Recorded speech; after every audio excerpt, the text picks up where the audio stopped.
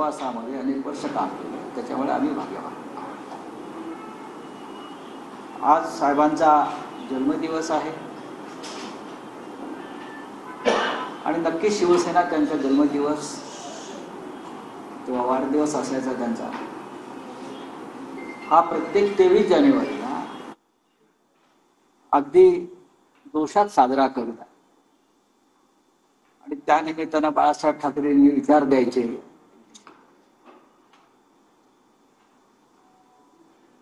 आज साहेब आपल्यात नसले तरी आम्ही विचारानं त्यांना कायम आमच्याबरोबर ठेवलं.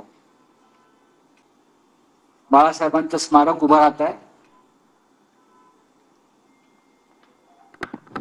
शिवतीर्थावर नेहर बंगल्यात ते लवकरच त्याचं उद्घाटन होईल.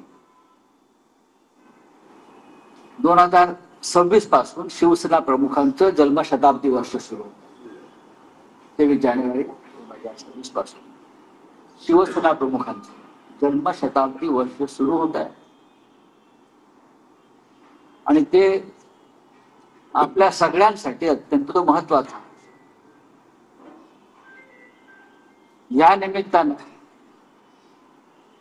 आतापर्यंत शिवसेनेनं कधीही अधिकृतपणे काही मागितलं नव्हतं बाळासाहेबांसाठी. पण महाराष्ट्राच्या आणि देशाच्या ज्या लोकभावना आहेत ती वारंवार आम्हाला जी सांगण्यात येत आहे, खरं म्हणजे आम्हाला ती मागण्याची वेळ येऊ नये, पण हिंदू हृदय सम्राट शिवसेना प्रमुख बाळासाहेब ठाकरे यांना भारत रत्न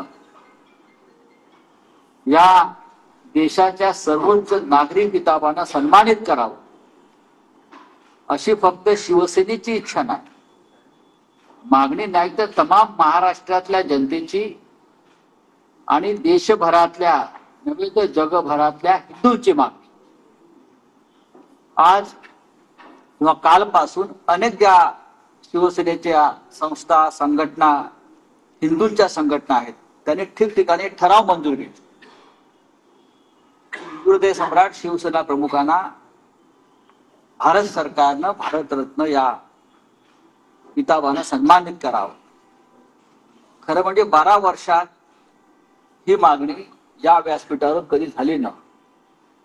पण आमच्या सर्व खासदार ते जे बसलेले आहेत या सर्व खासदारांनी संसदेमध्ये ही मागणी अनेकदा केलेली आहे, बाहेर केलेली आहे, विधिमंडळात ही मागणी केलेली आहे. गेल्या 12 वर्षामध्ये या मोदी सरकारनं मतांसाठी आणि राजकीय गणितासाठी अनेकांना भारतरत्न दिल्याचं आमच्या लक्षात. ज्यांना राज्यात सुद्धा कोणी अनेकांना, आम्हाला कोणाचं नाव घेऊन अपमान करायचा नाही, पण ज्यांचं राज्यात सुद्धा तेवढं ताकदीचं काम नाही, हे देशाला माहित नाही, अशा अनेकांना भारतरत्न देऊन आपला राजकीय स्वार्थ त्यांनी पूर्ण केला. आम्ही त्यांचा सन्मान करतो. पण ज्याने या देशातल्या हिंदूंना आणि महाराष्ट्राला मराठी म्हणून जी अस्मिता दिली, ज्यांच्यामुळे राम मंदिर आज अयोध्येमध्ये उभं राहिलं, अशा हिंदू हृदय सम्राटांना सुद्धा भारतरत्नानं सन्मानित करा. आजच्या दिवशी मला सकाळी प्रश्न विचारला पत्रकारांनी की या देशाचे गृहमंत्री आणि प्रधानमंत्र्यांनी ट्विटरवर माननीय शिवसेना प्रमुखांना आदरांजली अर्पण. तेव्हाही मी सांगितलं की त्यांना जर खरंच सन्मान त्यांचा करायचा असेल तर ट्विटरवरती आदरांजली अर्पण करण्यापेक्षा उद्याच्या 26 जानेवारी त्याच ट्विटरवरती शिवसेना प्रमुखांना भारतरत्न जाहीर केल्याचा तुम्ही संदेश द्यावा. आणि जी महाराष्ट्राची आणि देशातल्या तमाम हिंदूंची मागणी आहे त्यास मान्यता द्या, यासाठी आजची पत्रकार परिषद आहे. आणि मला असं वाटतं यापुढे काही वेगळं सांगावं अशी आज नाही.